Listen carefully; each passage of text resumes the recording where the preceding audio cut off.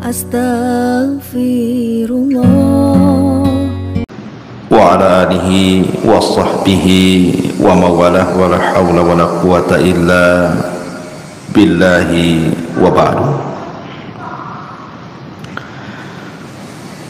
Alhamdulillah, segala puja dan puji hanya milik Allah subhanahu wa ta'ala. Salawat dan juga salam kita hadiahkan kepada Rasul kita Nabi besar Muhammad sallallahu alaihi wa ala alihi wasallam.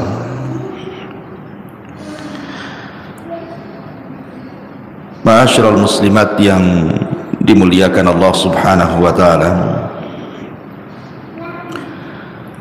alhamdulillah di pagi menjelang siang ini kembali kita bisa duduk untuk bertalabul ilmi, dan pembahasan di pagi menjelang siang ini kita akan membahas tentang beberapa penyesalan manusia di hari yang tidak ada guna penyesalan itu di hadapan Allah subhanahu wa ta'ala.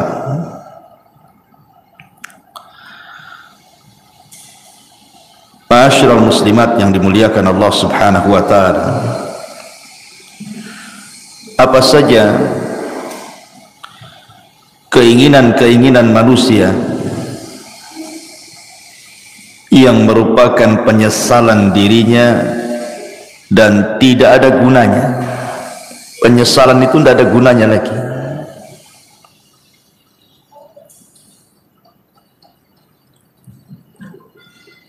Kalau kita lihat di kehidupan kita ini,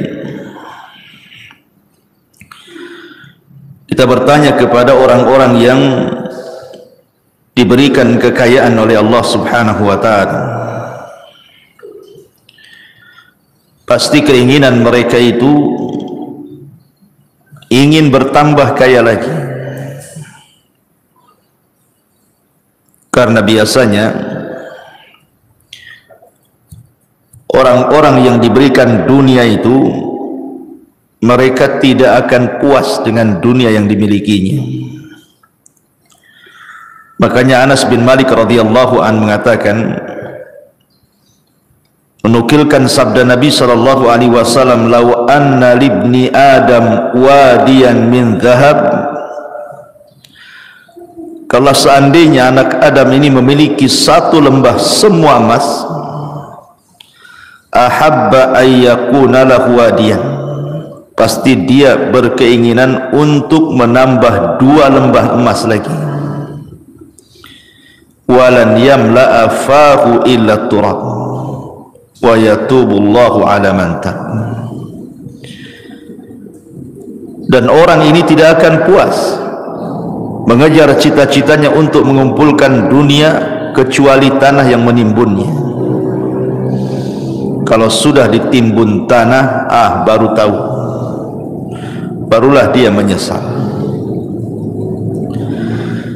Ma'asyiral muslimat yang dimuliakan Allah azza wa jalla, setiap manusia itu pasti akan melewati padanya sakaratul maut. Tidak ada satupun manusia pasti akan melewati yang disebut dengan sakaratul maut. Karena Allah subhanahu wa ta'ala mengatakan, waja'at sakratul maut bil haqq dzalika ma kunta minhu tahid. Dan akan datang sakaratul maut, dan itu sebuah kebenaran. Itulah yang membuat manusia lari padanya. Apabila malaikat maut sudah dekat dengan kita, dan malaikat-malaikat pembantu malaikat maut ikut serta di dalamnya yang disebut dengan Rasulul Maut, Rasul-Rasul kematian. Ketika malaikat maut mulai mencabut nyawa kita, maka dimulai dari ujung jari jemari setiap manusia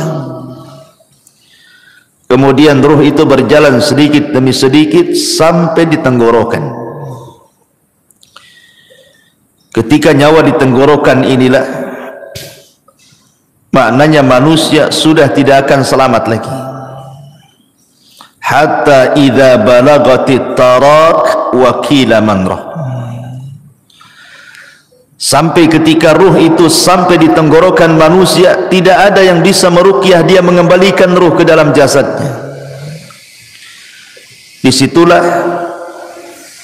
dia terbayang keinginan-keinginan, penyesalan-penyesalan yang tidak ada guna penyesalan itu.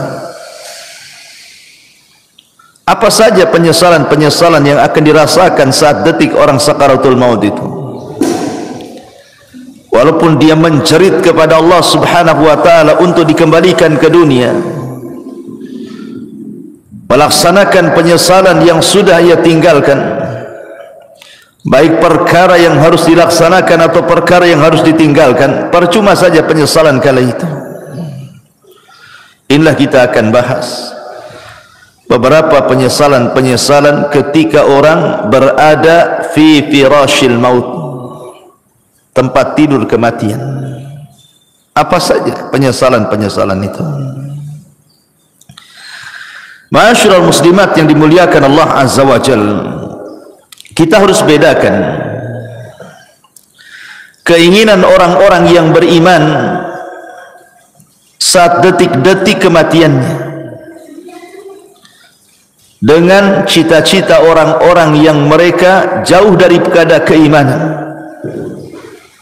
Maka penyesalan mereka tidak ada gunanya. Contoh saja umniyatus salihin, kehendak dan cita-cita orang-orang saleh. Apabila ruhnya sudah dicabut, kemudian badannya berada di atas keranda kematian, kemudian dibawa ke kuburan, maka orang-orang soleh akan mengatakan saat jasadnya dibawa ke kuburan, qaddimuni qaddimuni, segerakan aku, segerakan aku, segerakan aku, segerakan aku. Maksudnya jangan dilambatkan jalannya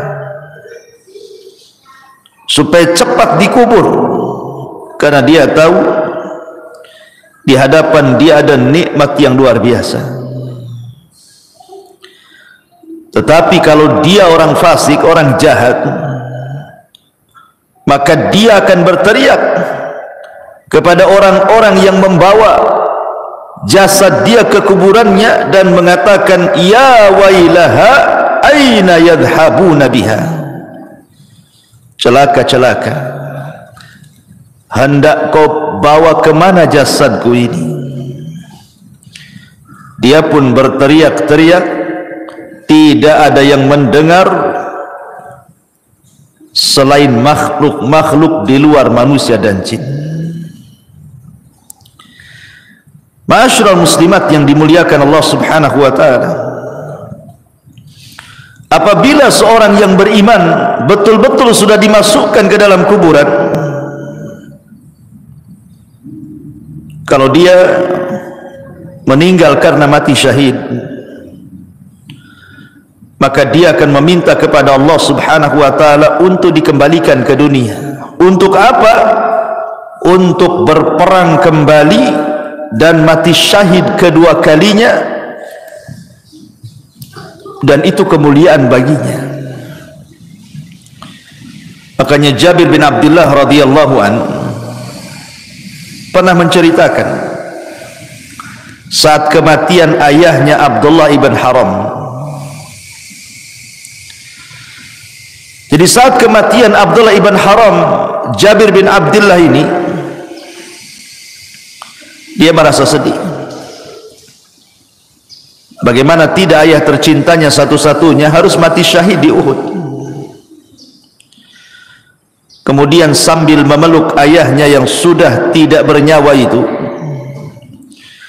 maka Nabi SAW mengatakan, ya Jabir, tabki aw la tabki, wallahi ma kallamallahu ahadan qat min wara'i hijabin wahiyan abaka fakallamahu kifahan bila turjuman. Jabir, menangis ataupun engkau tidak menangis, sungguh Allah subhanahu wa ta'ala tidak pernah bicara pada siapapun di balik tabirnya secara wahyu kecuali bapakmu. Bapakmu diajak bicara oleh Allah tanpa penerjemah, di mana Allah subhanahu wa ta'ala mengatakan kepada ayahmu, tamanna ya abdi, berangan-anganlah wahai hambaku, bercita-citalah wahai hamba-hambaku. Ya abdi tamanna alayya u'tik, wahai hambaku, mintalah sesuatu kepadaku, aku akan beri. Maka ayahnya Jabir, Abdullah ibn Haram, mengatakan, ya Rabb, ya Rabb, tuhyini fa'aqtulu fika thaniyatan, hidupkan aku kembali ya Rabb, supaya aku bisa berperang untukmu kedua kali, dan aku bisa mati syahid kedua kalinya. Tapi Allah subhanahu wa ta'ala mengatakan, innahu qad sabaqa minni annahum ilaiha la yarji'un. Tidak mungkin wahai Abdullah, orang yang sudah mati itu hidup lagi. Kemudian Abdullah ibn Haram mengatakan, kalau begitu sampaikan kepada orang-orang yang masih hidup akan posisiku di hadapan. Maka Allah subhanahu wa ta'ala turunkan ayat, wala tahsabannal ladzina qutilu fi sabilillahi amwatan bal ahya inda rabbihim yurzaqun. Jangan kau sangka orang-orang yang mereka mati di jalan Allah, terbunuh dalam jihad, mereka mati. Tidak, mereka hidup. Mereka diberikan rizki di hadapan Allah subhanahu wa ta'ala. Inilah cita-cita orang-orang yang beriman. Walaupun cita-cita ini mustahil dilakukan, mustahil terkabulkan, tapi cita-cita mereka mulia, ingin hidup kembali, ingin berperang karena Allah, dan ingin mati syahid kedua kalinya. Begitulah umniyatus salihin, angan-angan orang-orang yang saleh. Makanya dalam surah Yasin ada satu kisah yang disebut dengan Habibun Najjar. Dalam surah Yasin itu ada kisah yang disebut dengan kisah Habibu An-Najjar. Bagaimana kisahnya Habibun Najjar itu?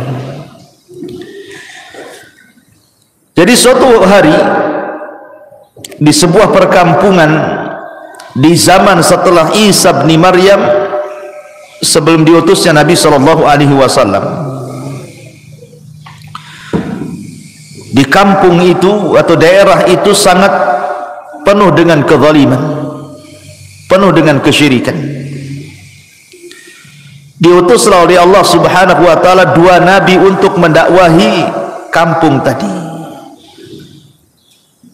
Ada yang mengatakan bahwa dua orang ini bukan nabi, tetapi murid-muridnya Isa bin Maryam untuk mendakwahi daerah tersebut, tapi didustakan oleh kaumnya.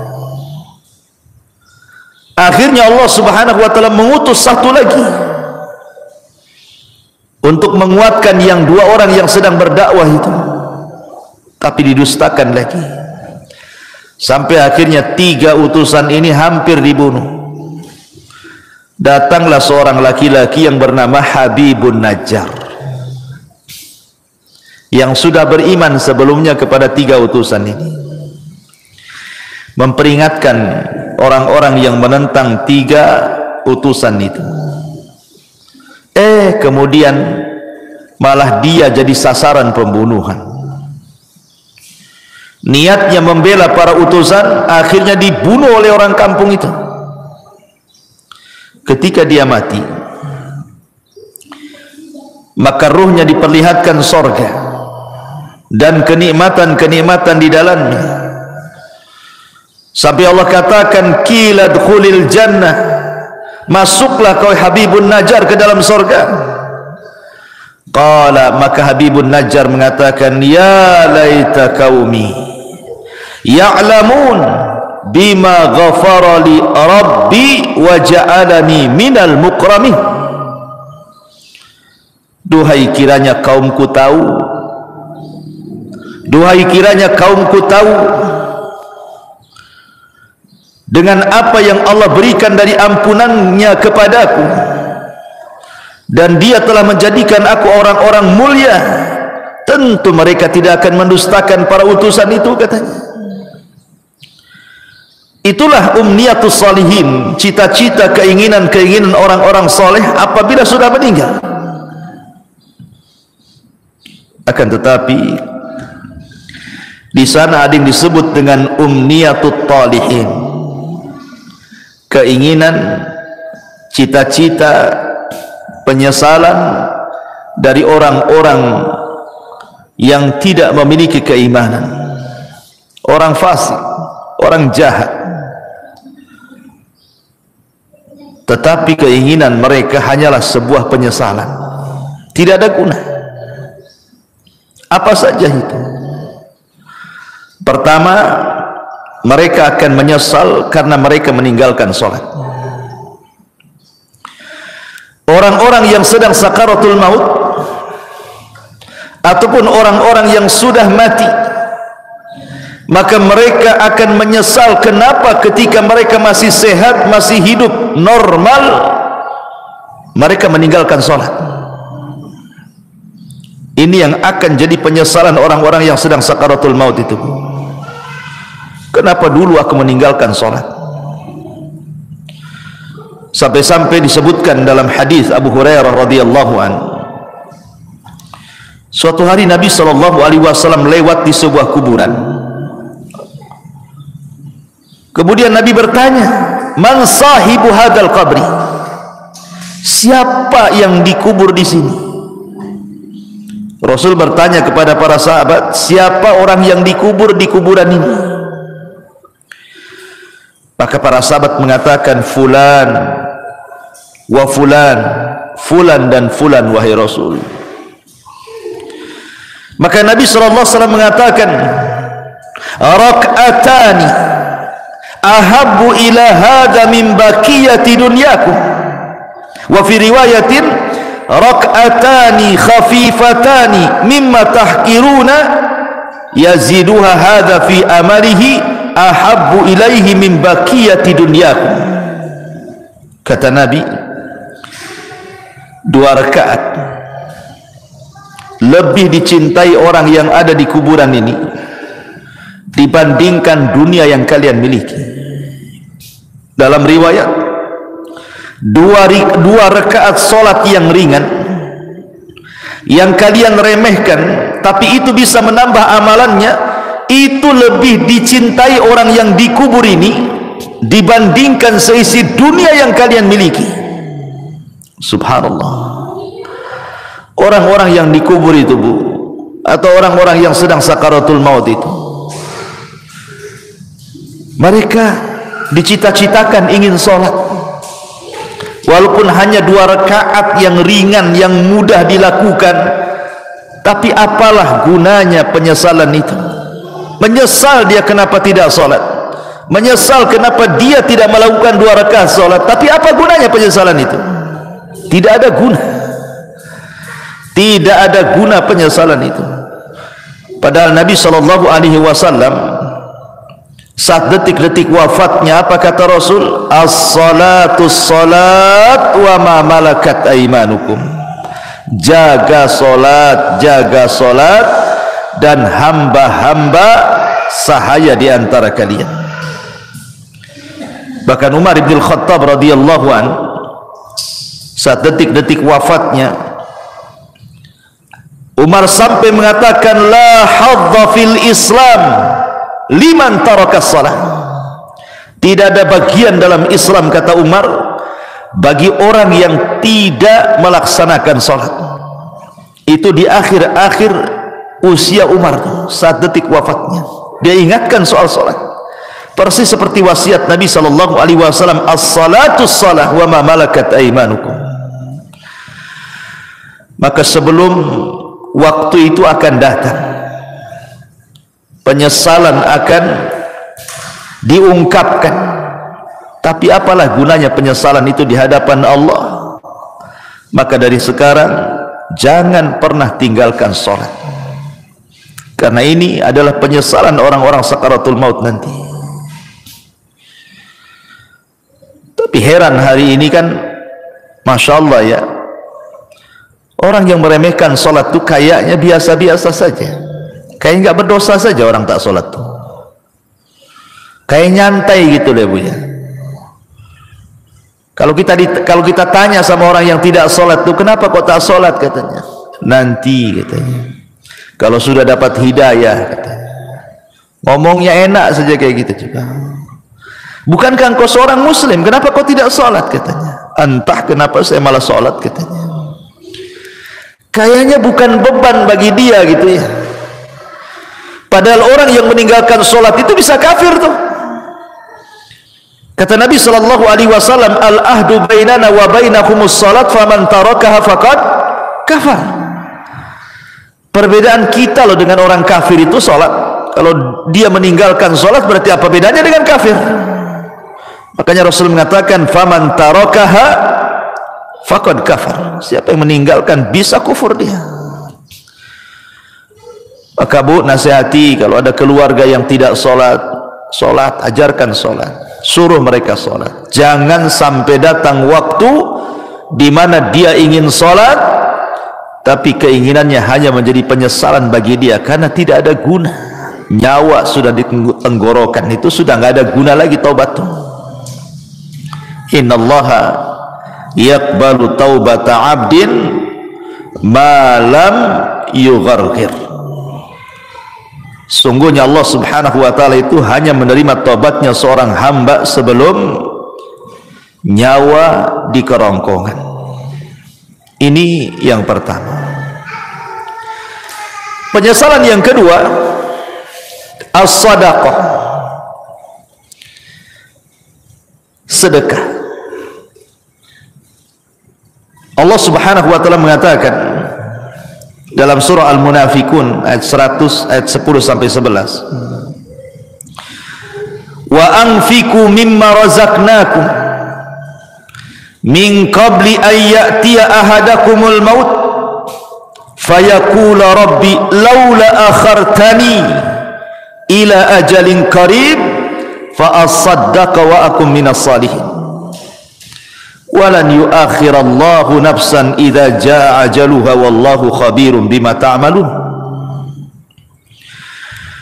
Allah Subhanahu wa ta'ala sudah mengingatkan jauh-jauh hari sebelum datang detik-detik kematian itu. Infak, perbanyak sedekah dari rizki yang kami rizkikan kepada kalian sebelum datang satu hari kematian akan menjemput kalian, dan kalian mengatakan Rabbi ya Rabb laula akhartani ila ajalin qarib, kalaulah engkau hidupkan aku sesaat, kalaulah engkau sembuhkan aku sesaat. Apa yang terjadi? Fa asaddaqa wa akum minas salihin. Aku janji aku akan sedekah dan aku akan menjadi orang baik. Tetapi Allah mengatakan walan yuakhirallahu nafsan idza jaa ajaluha. Tidak mungkin Allah mengakhirkan hidupnya kalau sudah datang ajalnya. Tidak mungkin Allah mengakhirkan hidupnya, mengembalikan nyawa yang sudah ditenggorokan dikembalikan kepada badannya kalau sudah ditetapkan hari itu dia harus mati. La yastakhiruna sa'ata wa la yastaqdimun. Kalau kematian itu datang tidak mungkin diakhirkan, tidak mungkin dimajukan pas waktunya. Disitulah penyesalan datang. Ketika nyawa ditenggorokan, mulailah dia terpikir, teringat dengan harta yang selama ini dikumpul-kumpulkannya. Harta itu bukan harta kita, Bu. Harta itu harta Allah. Harta itu datang bukan karena kecerdasan kita. Harta itu datang bukan karena jerih payah kerja keras kita, bukan pula karena jabatan-jabatan kita. Tidak, semua harta itu datang dari Allah. Makanya Qarun ketika mengatakan innama utituhu min ilmin indi, harta itu datang karena kecerdasanku. Allah katakan fa khasafna bihi wa bidarihil arda, kami tenggelamkan si Qarun dan seluruh kekayaannya. Ya, karena kekayaan itu bukan milik Qarun, kekayaan itu milik Allah. Semua kekayaan itu milik Allah, tidak ada secuil pun milik kita. Allah hanya minta sedikit dari harta kita itu. Allah tidak minta banyak seperti zakat. Allah hanya minta 2,5% dari 85 gram emas itu. Tidak banyak. Apalagi itu harta bukan harta kita, harta Allah. Tetapi karena manusia zuyyina linnasi minasyahwat, dihiasi syahwat-syahwat dunia inilah, akhirnya dia bakhil. Dia baru tahu setelah nyawa di tenggorokan, baru dia sadar, kenapa dulu aku tidak sedekah?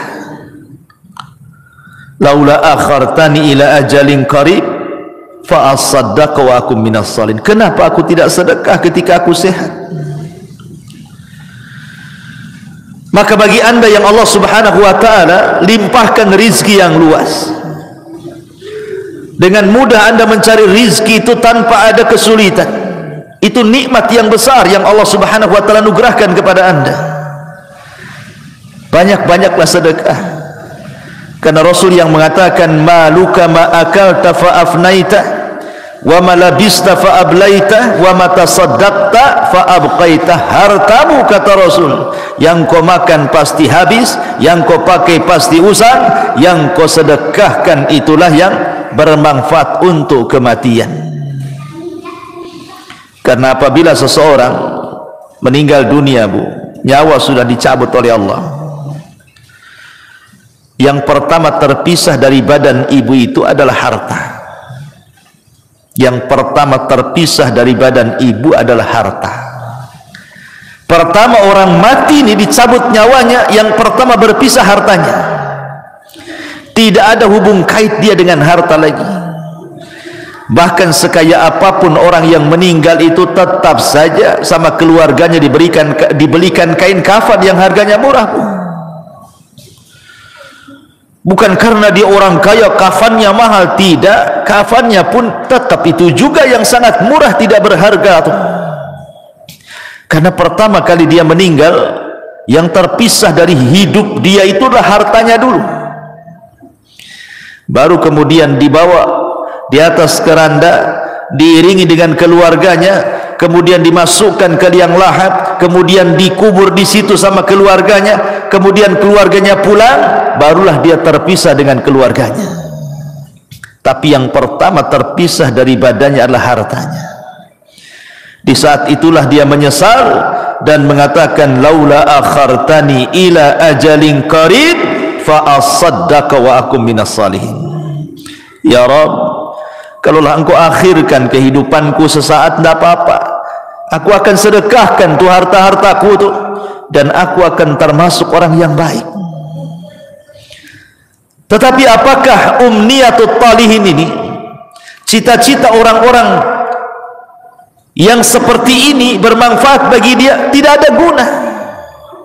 Harta sebanyak apapun kalau anda sudah meninggal, harta itu tidak bisa diambil lagi oleh anda, kan? Karena sudah menjadi rebutan ahli warisnya. Kenapa ketika kita masih hidup kita tidak sedekah? Ketika sudah mati baru kita teringat sedekah. Itu namanya penyesalan yang tidak guna, Bu. Penyesalan yang tidak ada guna bagi dia. Percuma penyesalannya. Ini yang kedua, sedekah. Yang ketiga, al-amalus salih. Beramal saleh. Allah subhanahu wa ta'ala berfirman dalam surah Al-Mu'minun ayat 99 sampai 100. Allah mengatakan hatta idza jaa ahadahumul mautu qala rabbirji'uni la'alli a'malu salihan fima tarak kalla innaha kalimatun huwa qailuha wa min waraihim barzakhun ila yaumi yub'atsun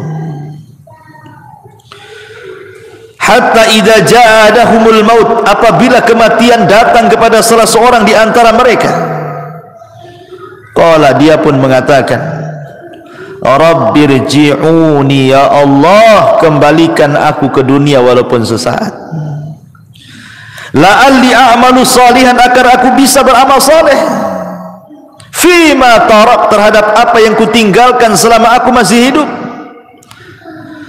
Jadi orang-orang ini, Bu, apabila nyawa ditenggorokan, apabila nyawa sudah ditenggorokan, sudah tidak mungkin diselamatkan, tidak mungkin lagi hidup lagi orang ini, maka dia akan menjerit-jerit dan mengatakan, rabbirji'uni, rabbirji'uni, ya Allah, kembalikan aku ya Allah. Untuk apa? La'alli a'malu salihan, agar aku bisa beramal saleh, agar aku bisa beramal saleh. Fima tarak, dulu aku tinggalkan itu. Tapi Allah bantah dengan mengatakan, kalla innaha kalimatun huwa qailuha, ya Abdullah, mustahil, itu angan-anganmu saja, mustahil kau dikembalikan, itu angan-anganmu saja. Wa min waraihim barzakhun ila yaumi yub'atsun, karena antara dirimu dan dunia itu ada dinding pemisah yang disebut dengan barzah. Mustahil kau kembali ke dunia. Maka sebelum datang penyesalan yang tidak ada guna itu, Bu, perbanyak amal soleh, perbanyak amal soleh. Amal soleh kan banyak, baik yang bermanfaat untuk diri sendiri ataupun amal soleh yang bermanfaat untuk orang lain. Sekecil apapun amal itu pasti akan dibalas oleh Allah. Wa man ya'mal mithqala dzarratin khairan yara wa man ya'mal mithqala dzarratin syarran yara. Tapi apalah gunanya umniyatu talihin ini? Kalau sudah detik-detik wafat tiba-tiba mikir amal saleh, enggak ada guna, enggak ada gunanya.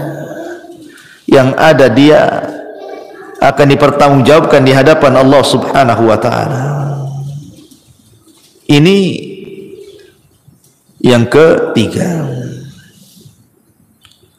Yang keempat, orang-orang yang akan menyesal saat detik-detik sakaratul maut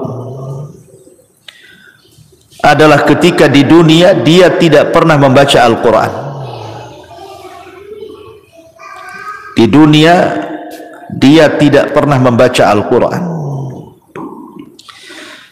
Sampai ada, Bu, di masyarakat itu yang usianya sudah 40 tahun, 50 tahun, 60 tahun, bahkan 70 tahun pun tidak pernah tangannya memegang mushaf Al-Quran, tidak pernah lisannya menggerakkan untuk membaca Quran.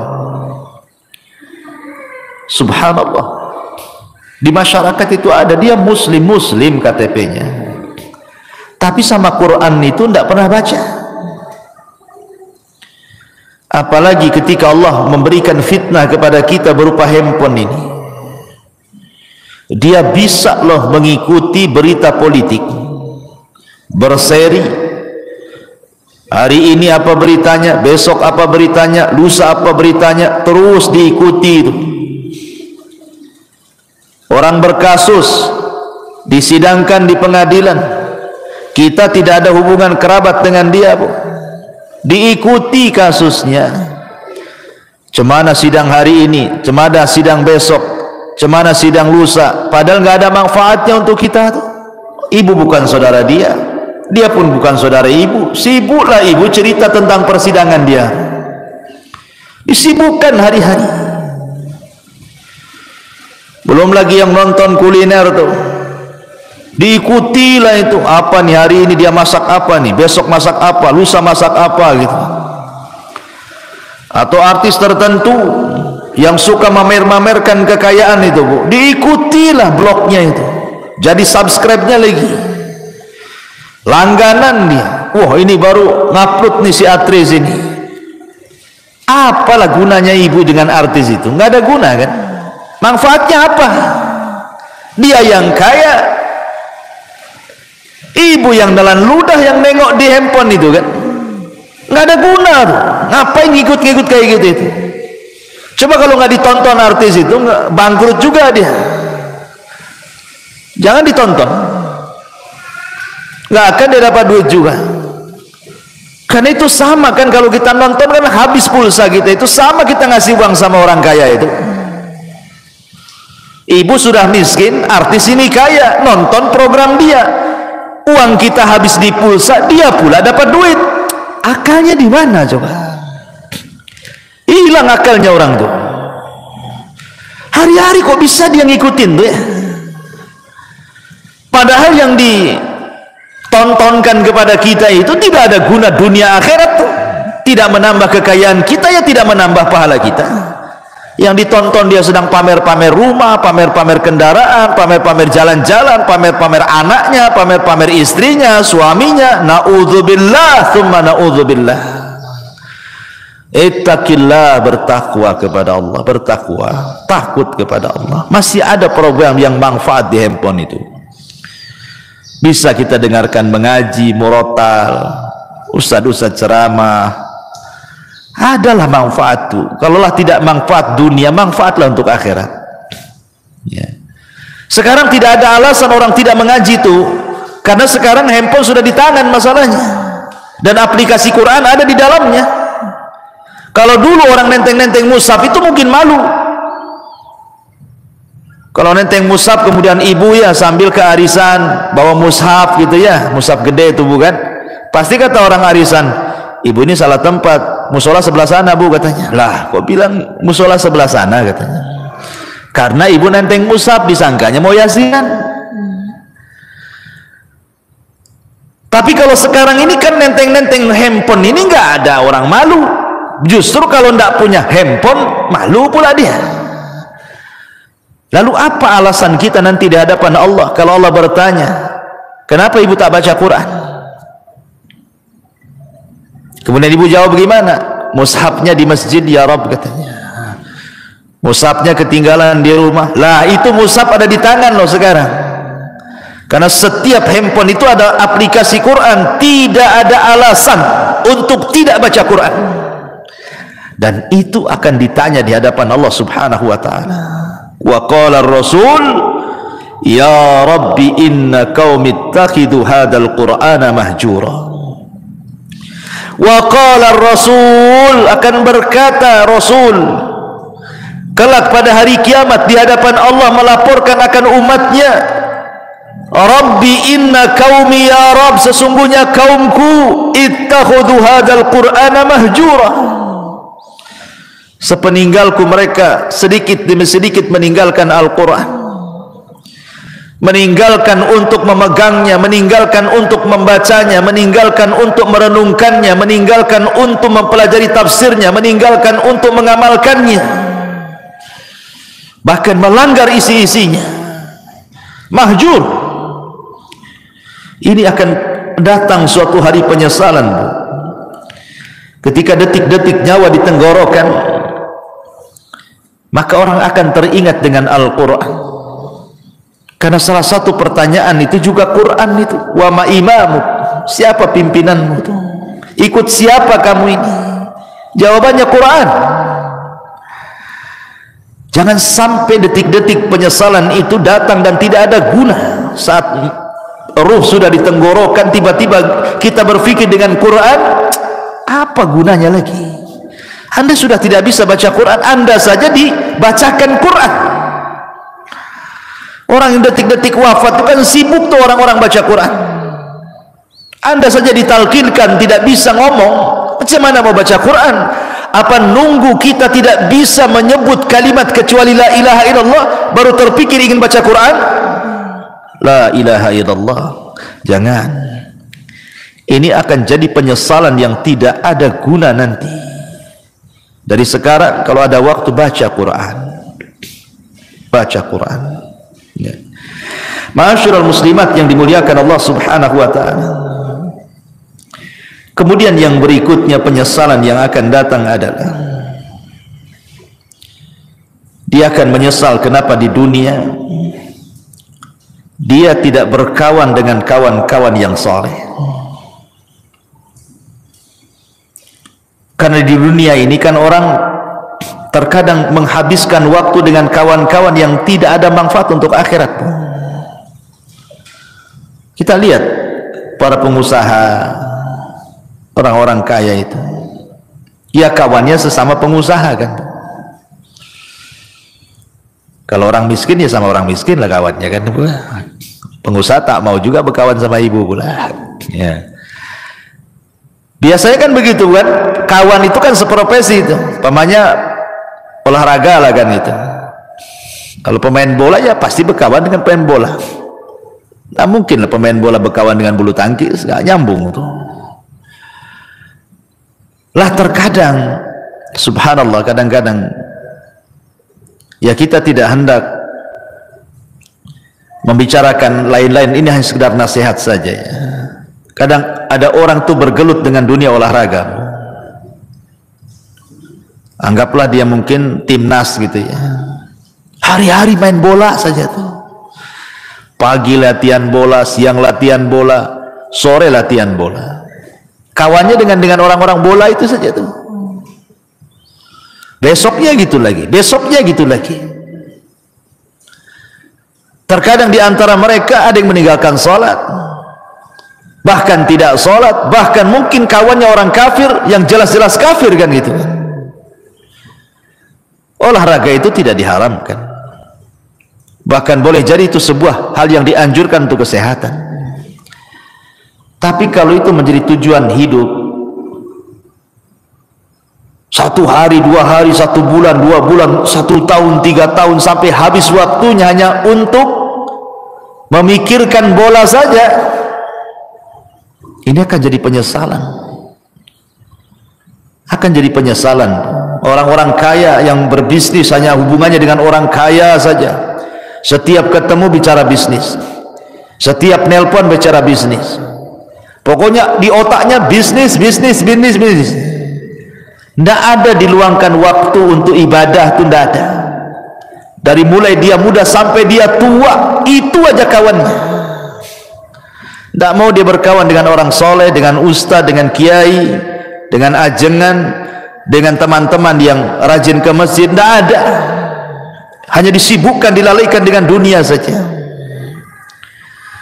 Atau hari ini mungkin kawannya handphone lah, seperti yang saya sudah contohkan tadi, disibukkan dengan nengok blog artis, terus itu aja ditonton, sibuk komen-komen sana sini.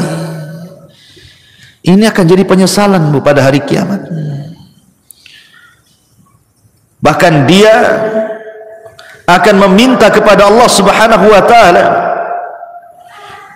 di mana penyesalannya akan dikemukakan di hadapan Allah, sebagaimana Allah katakan dalam surah Al-Furqan 27, wa yauma ya'addu dzalimu ala yadayhi yaqulu ya laitani ittakhadtu ma'ar rasuli sabila ya wailata laitani lam attakhid fulanan khalila.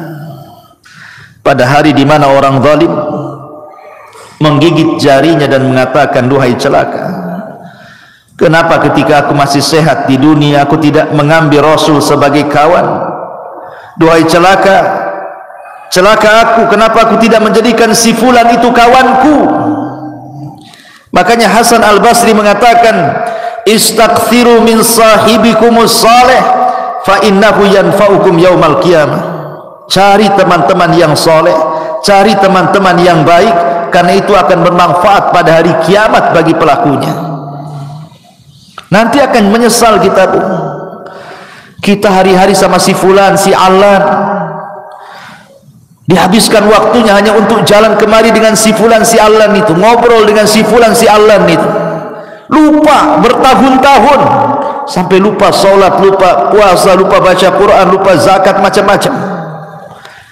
Kan ada orang disibukkan hari-hari dengan itu saja kan Bu. Lah nanti akan jadi penyesalan.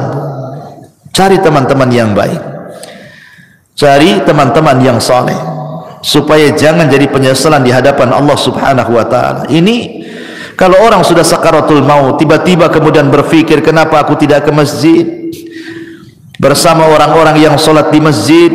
Kenapa aku tidak mengaji bersama orang-orang yang mengaji? Kenapa aku tidak membaca Quran bersama orang-orang yang baca Quran? Gak ada guna tuh. Gak ada guna, itu hanya umniyah saja, angan-angan, cita-cita saja tuh. Karena nyawa sudah di tenggorokan, apalah gunanya itu? Maka sebelum penyesalan itu datang, dari sekarang cari teman-teman yang baik yang bisa menyelamatkan kita. Ma'asyiral muslimat yang dimuliakan Allah Azza wa Jalla. Lalu apalagi orang-orang yang melalaikan keluarga, orang-orang yang melalaikan keluarga di masa hidupnya. Boleh jadi dia biarkan anak-anaknya bermaksiat kepada Allah, orang tuanya membiarkan anaknya seperti itu. Anaknya membuka aurat, dibiarkan saja, tidak pernah disuruh menutup aurat atau diberikan jilbab untuk menutup aurat. Anaknya hilang bergaul dengan siapa, tidak pernah ditanya, nak siapa kawanmu itu, sholat tidak, pakai jilbab tidak, macam mana dia agamanya, tidak pernah ditanya. Kalau sudah keluar les, yang penting dia balik, ya kan? Tidak ada kecemburuan, tidak ada kecemburuan kepada keluarga, terutama kepala-kepala rumah tangga. Itu disebut dayus namanya. Dayus itu orang yang dilaknat Allah karena tidak punya kecemburuan kepada keluarganya. Jangan sampai seperti Allah yang Allah katakan, antakula nafsun ya khasrata ala ma farrattu fi jambillah.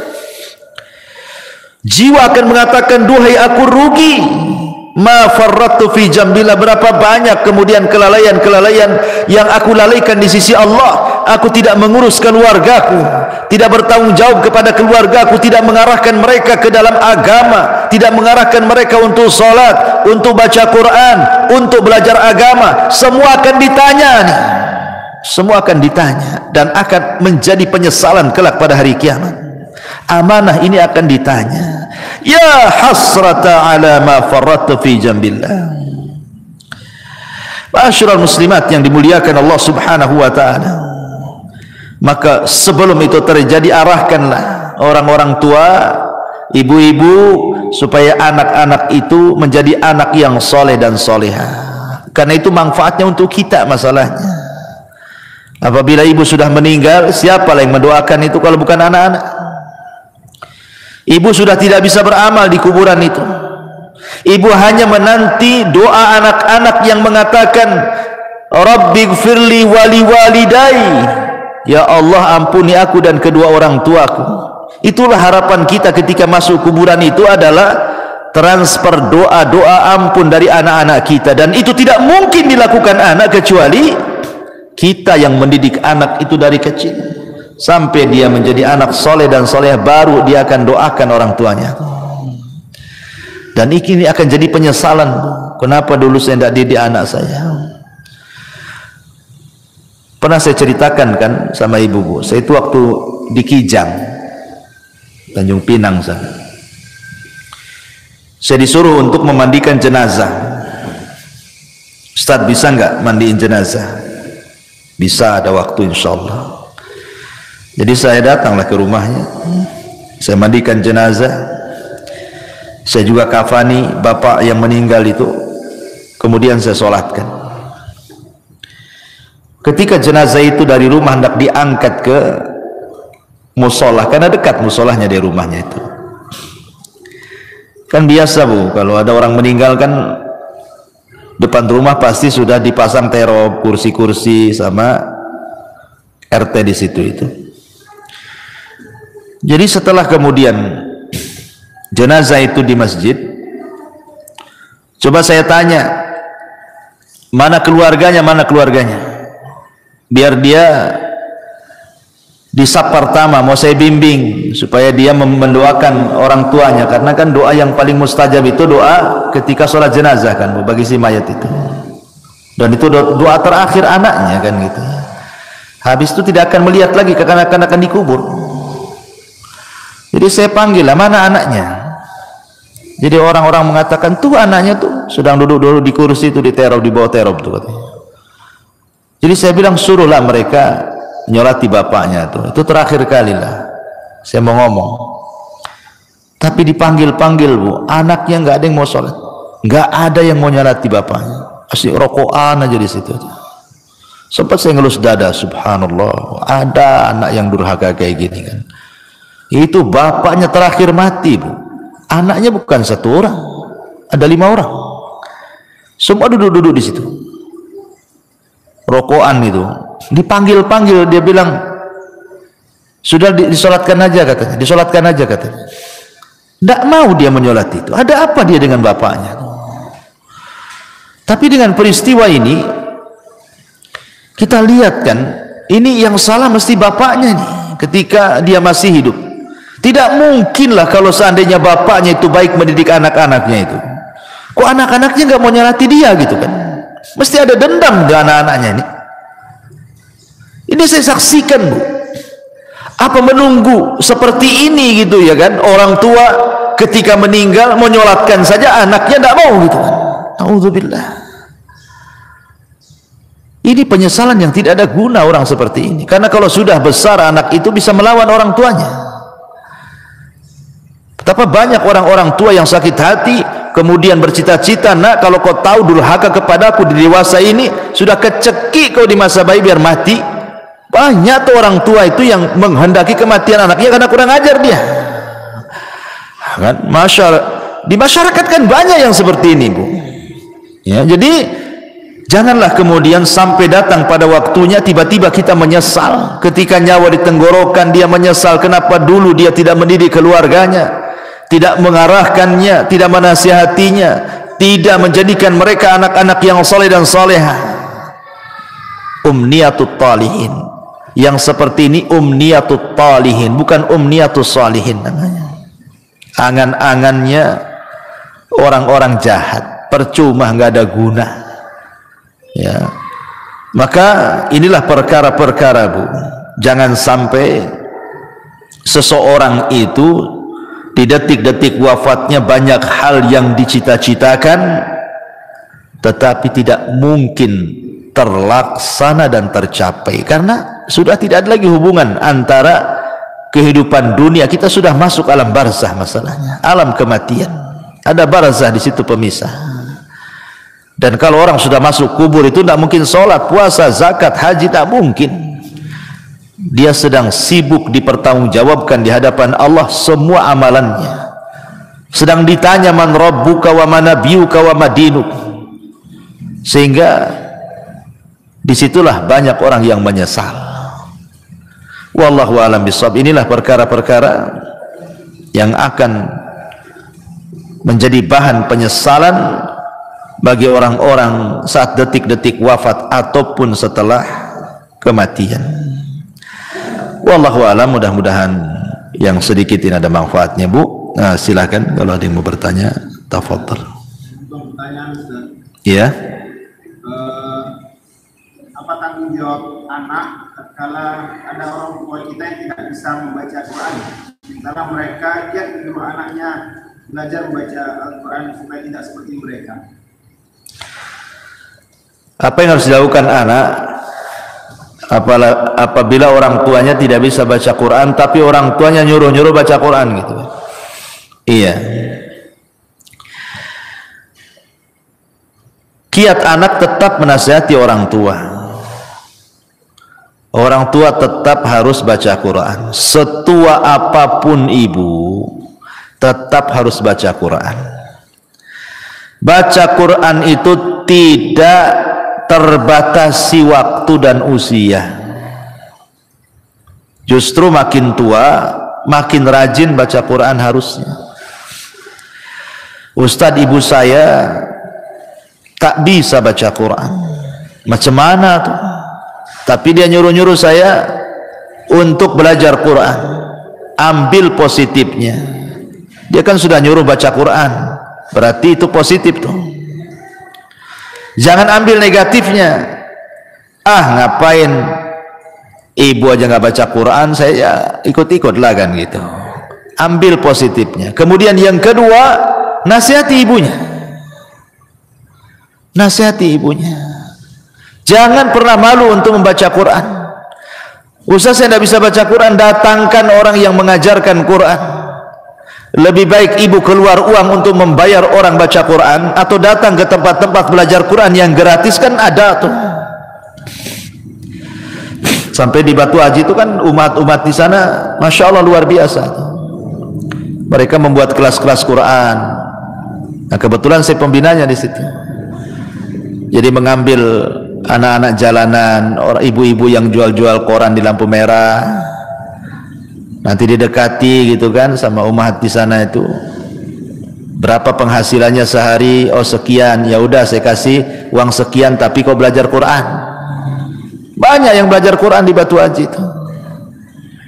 Coba kalau ibu-ibu di sini kayak di sana kan mantap tuh bukan? Tapi ibu-ibu di sini centang perenang masalahnya. Ngaji saja malas gitu. Gitu ya. Jadi jangan malu datang, atau kalau punya duit nih cari orang yang bisa mengajarkan Iqra dulu kan itu kan. Sekarang kan masya Allah ya, nikmat Allah itu Allah mudahkan dari segi apa?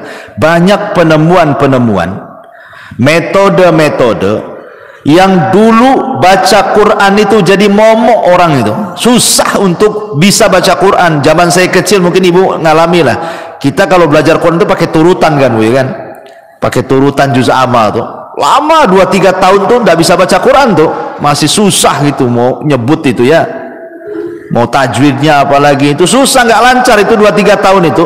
Tapi sekarang lo ada metode ditemukan 24 jam dia bisa mampu untuk mengenal huruf-huruf hijaiyah. Ditemukan metode tuh, metode 3 hari bisa baca Quran, metode 10 hari bisa baca Quran. Allah mudahkan loh semuanya dengan ditemukan metode-metode mudah. Nah, sekarang sudah ditemukan metode-metode mudah, kok tidak mau belajar Quran? Dulu orang-orang dulu ketika susah ditemukan metode-metode ini sehingga 2-3 tahun baru lancar itu, sampai dipecut-pecut sama orang tuanya. Saya masih ingat dulu itu waktu di kampung belajar Quran itu ngantri di depan Pak Ustadz tuh yang ngajar Quran tuh, kalau ngantuk itu diambil korek api bu, kemudian dibakar alisnya tuh. Saya masih ingat itu ya, itu zaman dulu tuh. Nanti nih kalau salah beberapa kali bu, direndam di kolam. Di masjid itu di Jawa Barat tuh kan ada kolam tuh. Ini kalau nggak bisa-bisa bu, direndam di kolam tuh, menunjukkan malas anak itu. Tuh orang dulu tuh pendidikannya Quran tuh kayak gitu kan. Sekarang alhamdulillah tidak ada kekerasan lagi, dan sekarang juga ditemukan metode-metode mudah gitu. Lah kalau sudah ditemukan metode-metode mudah, kok tidak mau belajar Quran, itu aneh. Ustaz, orang tua saya sudah tua kali, tidak mungkin lah belajar Quran, sakit-sakitan. Ya sudahlah, kalau memang mustahil dia didengarkan Quran saja lah. Dengarkan murotal. Kalau tidak mau belajar Quran, dengarkan Quran. Nah itulah terakhir, apalagi ya. Wallahu a'lam.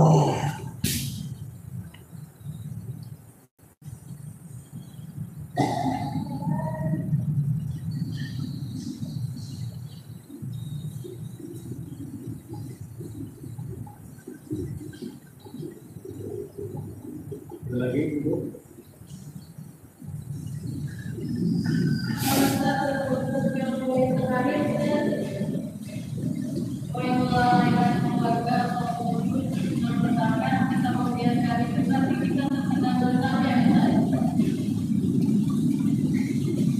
Mana? Gak dengar pertanyaannya. Apa akhedi? Yang melalaikan keluarga ya.